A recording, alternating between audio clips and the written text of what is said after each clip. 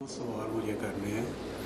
پہلا یہ کہ جو لوگ دنیا سے چلے جاتے ہیں ہمارے بزرگ، ان کو ثواب پہنچانے کے لیے اگر ہم کسی کو بلاتے ہیں، بچوں کو یا کسی حافظ قرآن کو کہ قرآن پڑھے، تو کیا وہ ثواب انہیں ملتا ہے؟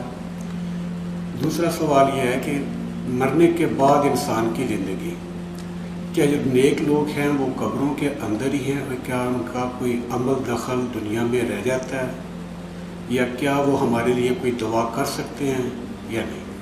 پلیز ذرا تفصیل سے اس معاملے میں روشنی فرمائیے۔ اس میں تو کیٹیگوریکل میرا جواب ہے کہ قطعاً نہیں، بلکہ یہ بدعت ہے۔ یعنی یہ بجائے آپ کو کوئی ثواب دلانے کے الٹا جو ہے آپ پر گرفت ہو جائے گی، ایسی کوئی چیز صحابہ سے ثابت نہیں ہے۔ اور ہمارا دین وہی ہے، ما انا علیہ واصحابی، رسول نے فرمایا جس چیز پر میرا عمل ہے اور میرے صحابہ کا ہے، دین تو اصل میں وہی ہے۔ جہاں تک ایصال ثواب کا تعلق ہے، اس میں ہمارے ہاں ذرا کافی مختلف آراء موجود ہیں۔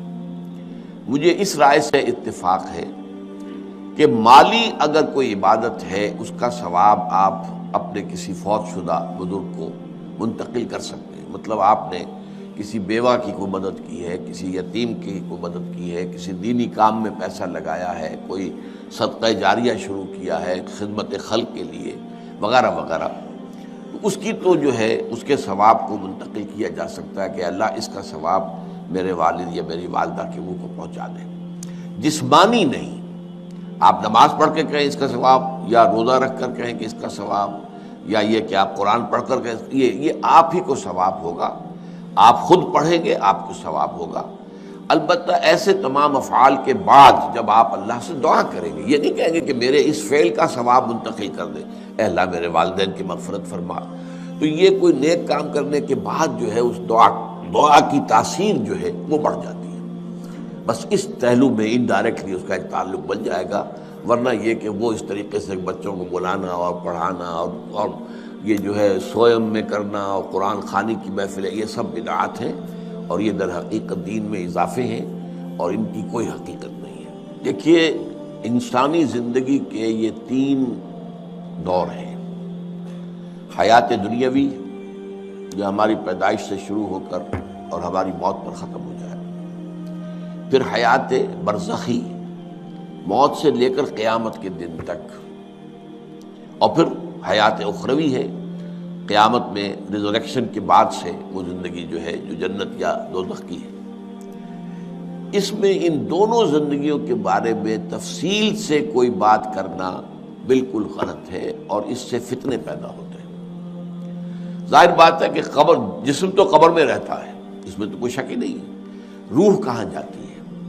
کیا وہ بھی قبر ہی میں رہتی ہے یا کہیں اور چلی جاتی ہے؟ قرآن مجید میں سجین اور اعلیٰ علیین کا ذکر موجود ہے، لیکن یہ تمام چیزیں متشابہات میں سے ہیں۔ یہ تمام چیزیں قرآن مجید میں سورہ آل عمران کے شروع میں بیان کیا گیا ہے کہ ہم نے یہ کتاب اتاری ہے، اس میں کچھ آیات محکمات ہیں، کچھ متشابہات ہیں۔ وہ متشابہات کا ایگزیکٹ مفہوم جاننا اس وقت ہمارے لیے ممکن نہیں ہے۔ یہ تو جب اس عالم میں ہم پہنچیں گے تو معلوم ہوگا کہ ہاں یہ بات تھی کہ جو قرآن مجید میں اس طور سے کہی گئی تھی۔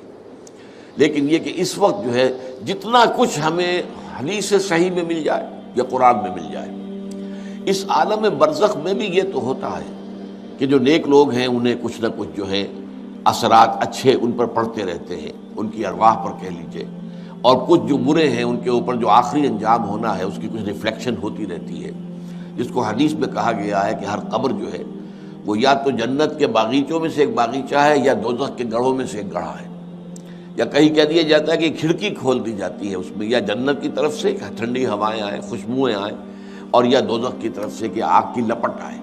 دوزخ میں داخل ہوں گے قیامت کے بعد ہی، اور جنت میں داخل ہوں گے قیامت کے بعد ہی، لیکن اس کے کچھ آثار پڑنے شروع ہو جاتے ہیں، وہ جس کو انگریزی میں آپ کہتے ہیں coming events cast their shadows before, بعد میں آنے والے واقعات جو ہیں ان کے کچھ سائے جو ہیں پہلے سے آنے شروع ہو جاتے ہیں۔ تو اسی طرح سمجھیے کہ جو کچھ آخرت میں کسی انسان کے ساتھ ہونا ہے اس کا ایک عکس جو ہے وہ عالم برزخ میں شروع ہو جاتا ہے۔ اسی لیے قرآن مجید میں یہ بھی آیا ہے کہ یہ جو آل فرعون تھے یہ صبح و شام جہنم پر پیش کیے جاتے ہیں، اور قیامت کے دن پھر کہہ دیا جائے گا ادخلوا آل فرعون النار، ان کو داخل کر دو آگ کے اندر۔ دین کی بات پھیلانا صدقہ جاریہ ہے، ثواب کی نیت سے ویڈیو کو شیئر ضرور کیجیے۔ جزاک اللہ۔